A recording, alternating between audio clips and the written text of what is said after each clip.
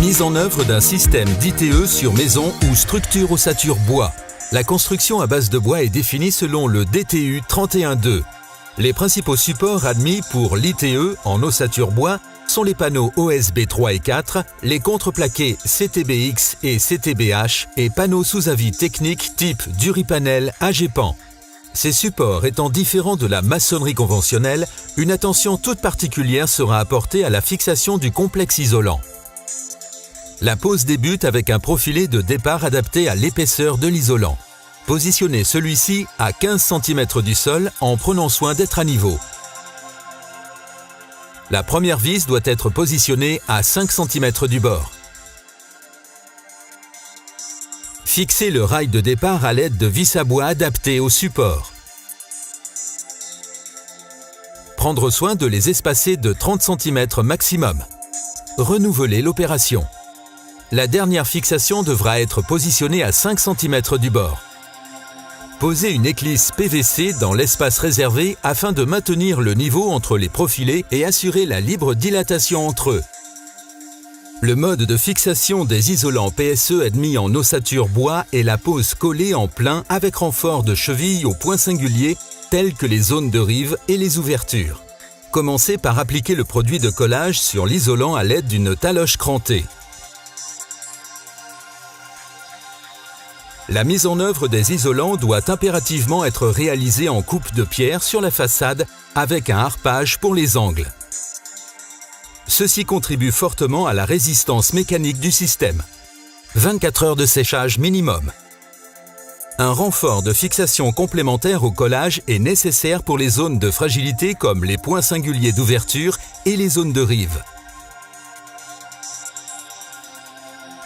Ce renfort se fera à l'aide d'une cheville à rosace disposant d'un pas de vis adapté au support bois.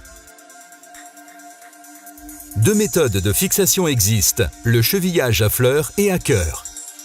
Chevillage à fleurs. Mise en place des chevilles. Visser.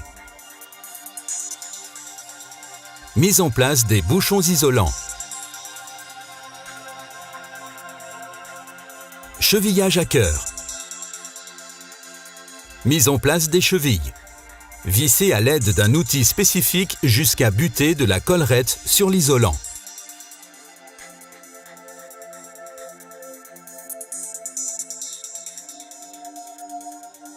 Mise en place des rondelles.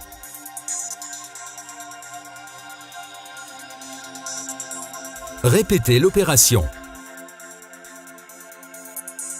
Une fois la façade recouverte de l'isolant, il est important de combler les joints ouverts entre panneaux. Ceci pour éviter les ponts thermiques et les risques de fissuration dans le temps. Pour les joints occasionnels de faible largeur, un traitement à l'aide de mousse expansive pistolable est préconisé. Laissez sécher. Araser. Une fois les joints comblés et totalement secs, poncez la surface de l'isolant afin de rattraper les défauts de planéité. Les points singuliers sont nombreux et doivent tous être traités. La jonction entre les profilés de départ devra être recouverte d'un renfort ponctuel avec un élément d'armature standard posé dans une passe de sous-enduit. Un soin particulier devra être apporté pour les entourages d'ouverture qui sont sujets à fissuration. Les angles des ouvertures sont ainsi renforcés grâce à des mouchoirs préformés et prédécoupés. Les angles de bâtiments sensibles au choc seront également traités avec des profilés entoilés. Pour rigidifier et assurer la résistance mécanique nécessaire au système arme-à-terme, un sous-enduit armé est appliqué. Sa mise en œuvre est composée de l'enduit sélectionné ainsi que de son armature. Appliquez une première passe d'enduit à la taloche inox ou crantée sur une largeur d'environ 1,20 m sur une partie de la façade. On veillera à déposer environ les 2/3 de la consommation totale. Déroulez l'armature arme-à-terme sur cette première couche fraîche d'enduit. Marouflez l'armature à la taloche inox du milieu vers les bords. Continuez l'application de l'enduit et positionnez le deuxième lait en recouvrant le premier de 10 cm.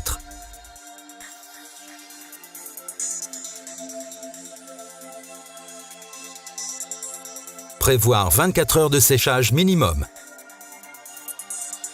La deuxième passe d'enduit se réalise avec le tiers restant. Lissez sans attendre à l'aide d'une lisseuse.